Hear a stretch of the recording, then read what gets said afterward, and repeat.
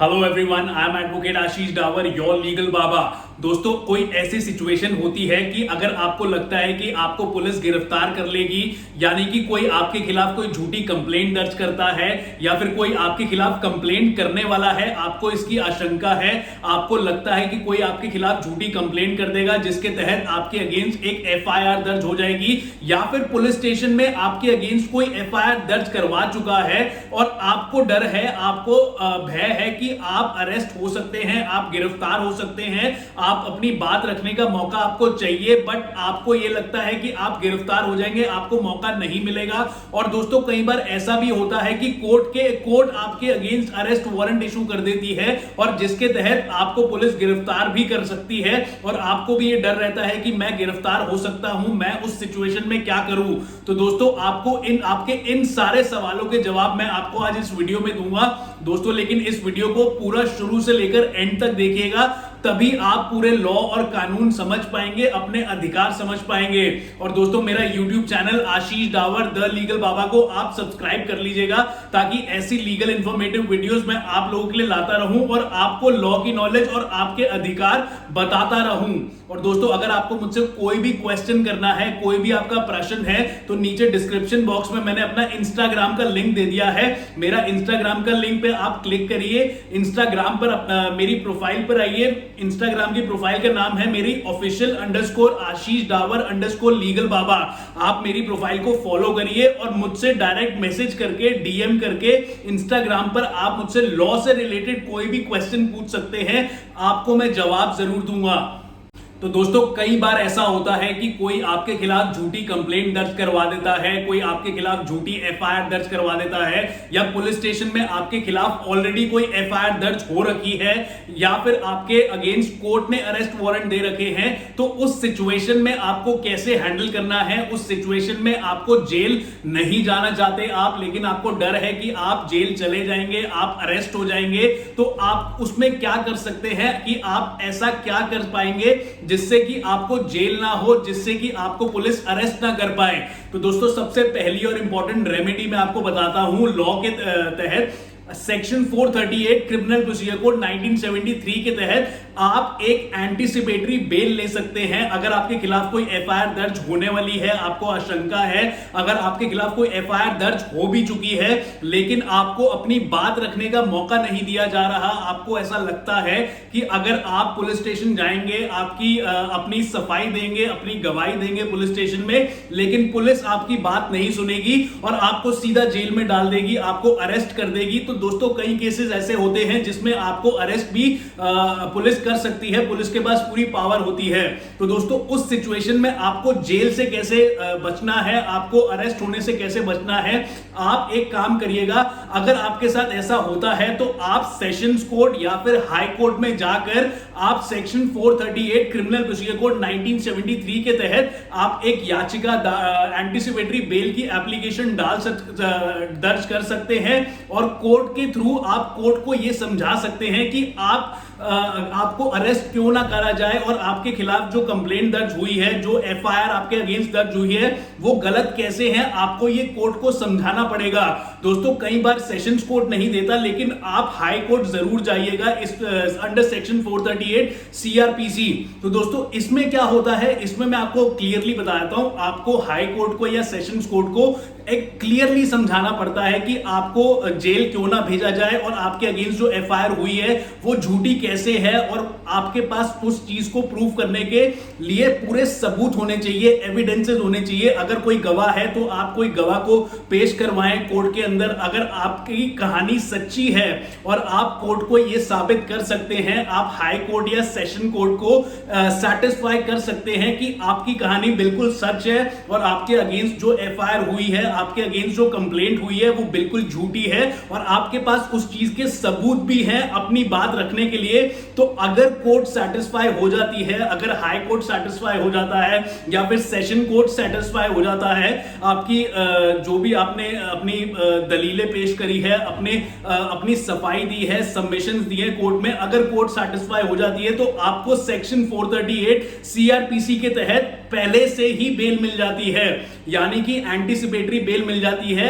यानी कि अगर जो एफआईआर आपके अगेंस्ट हुई है, आप वहां पुलिस स्टेशन जा सकते हैं और पुलिस के सामने आप कोर्ट का ऑर्डर दिखा सकते हैं कि आपको पहले ही बेल मिल चुकी है। इस मामले से रिलेटेड जो भी केस रजिस्टर्ड है, आप अपनी बात सफाई रख सकते हैं वहां जाकर और आपको अरेस्ट नहीं किया जाएगा, आप जेल नहीं जाएंगे। और दोस्तों ऐसे कई मामले होते हैं, जैसे कि मैं आपको एग्जांपल के तौर पे बता देता हूं कि सेक्शन 498A यानी कि डाउरी के ऐसे बड़े केसेस आते हैं जिसमें कि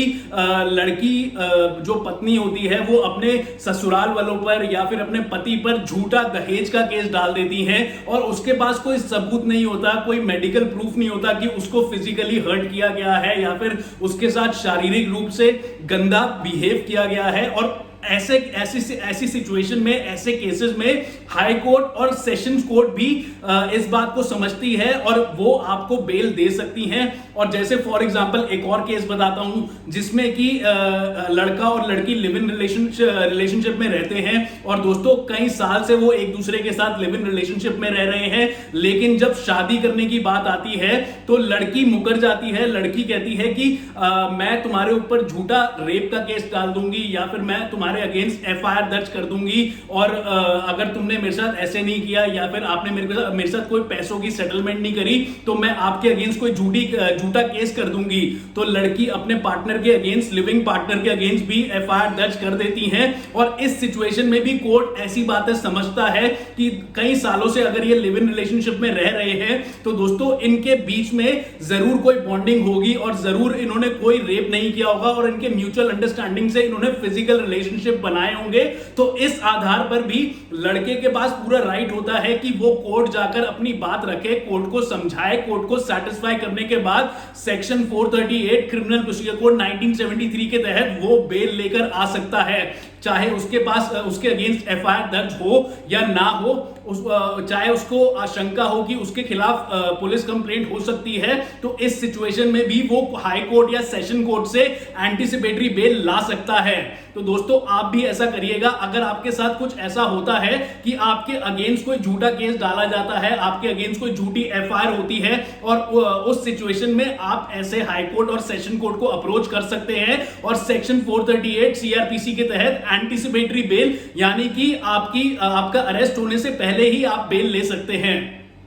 अब दोस्तों कई बार सिचुएशन ऐसी भी आती है कि आपके against court arrest warrant issue कर देती है, यानी कि अगर कोई आपके अगेंस्ट केस पेंडिंग है, कोई कोर्ट में केस चल रहा है आपके अगेंस्ट और कोर्ट ने आपको नोटिस भेजा है और आप कोर्ट में अपीयर नहीं हुए और उसके बाद कोर्ट ने आपके अगेंस्ट BW यानी कि बेलेबल वारंट भी इशू करे, लेकिन तब भी आप किसी कारण से कोर्ट नहीं आ पाए, कोर्ट में अपीयर नहीं हो पाए, तो आपके अगेंस्ट कोर्ट के पास पूरा राइट होता है कि वो NBW यानी कि नॉन बेलेबल वारंट इशू कर सके, यानी कि आपके अगेंस्ट एक अरेस्ट वारंट इशू कर सके और आपको कोर्ट में प्रेजेंट होने के लिए पुलिस ऑफिसर्स को भी बोल सके कि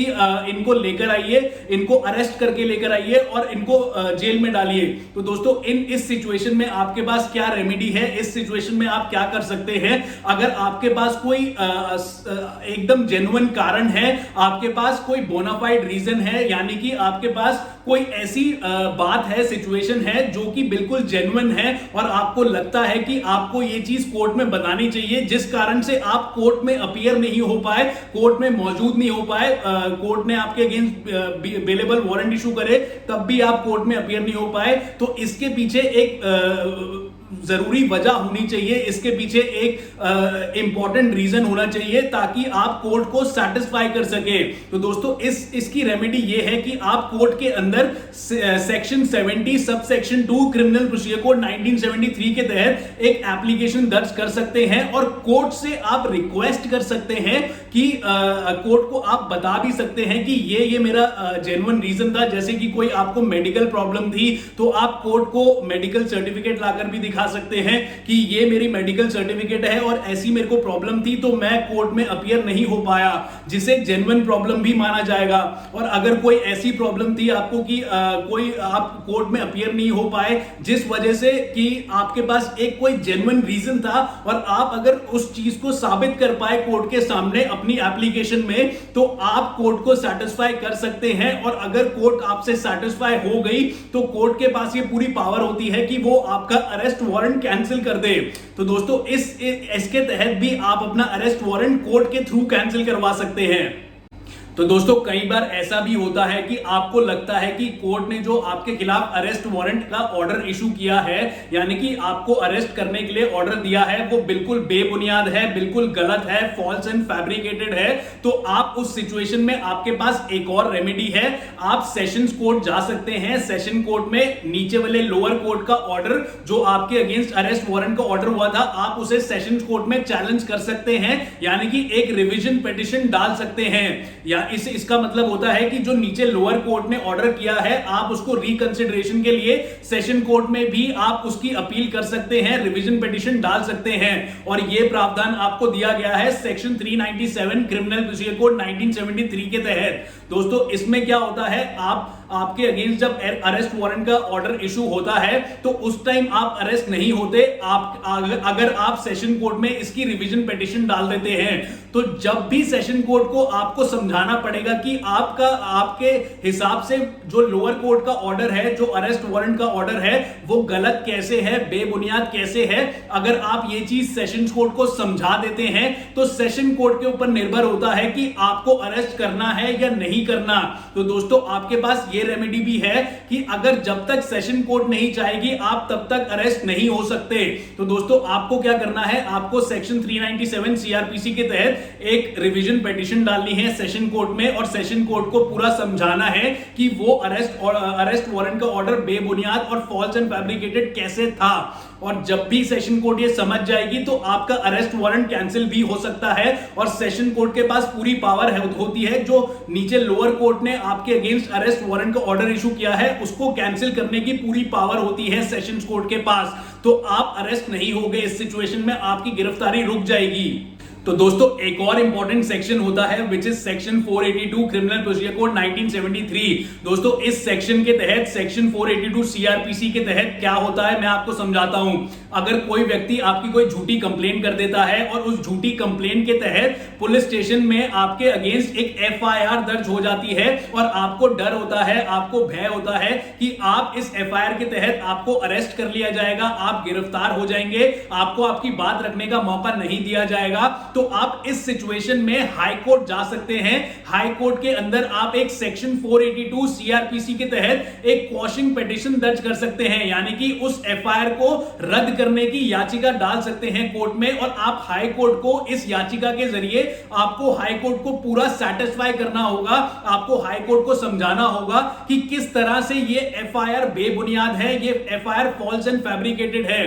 दोस्तों आपको हाई कोर्ट को पूरे सबूत देने होंगे, और आपके पास अगर गवाह है तो आप गवाह भी खड़े करिए, और लेकिन आपको हाई कोर्ट को अच्छी तरह से ये चीज समझानी होगी कि आपकी अगेंस्ट जो एफआईआर दर्ज करी गई है वो बिल्कुल बेबुनियाद है और बिल्कुल गलत है, और आप अरेस्ट हो सकते हैं गलत एफआईआर के तहत। तो दोस्तों अगर हाई कोर्ट इस बात से सेटिस्फाई हो जाती है, अगर हाई कोर्ट को ये लगता है कि हां आपकी बात बिल्कुल सही है और आपके अगेंस्ट एक गलत एफआईआर दर्ज करी गई है, तो हाई कोर्ट के पास पूरी पावर होती है कि आपके अगेंस्ट जो एफआईआर दर्ज हुई है वो एफआईआर को हाई कोर्ट कैंसिल कर दे, यानी कि रद्द कर दे, क्वॉश कर दे। तो दोस्तों इस तरह भी आप गिरफ्तार होने से बच सकते हैं। ये रेमेडी भी बहुत इंपॉर्टेंट है और आपको अरेस्ट होने से बचा सकती है। तो दोस्तों कैसी लगी आपको मेरी ये वीडियो? अगर वीडियो पसंद आई है तो इसको लाइक करिए, ज्यादा से ज्यादा शेयर करिए, ताकि काफी लोगों तक ये नॉलेज पहुंच सके, उनको उनके लीगल राइट्स पता लग सके और वो आगे से डरे ना। और दोस्तों साथ ही साथ जैसे कि मैंने आपको बताया था, मेरा YouTube channel Ashish Dawar the legal baba को आप सब्सक्राइब कर लीजिएगा,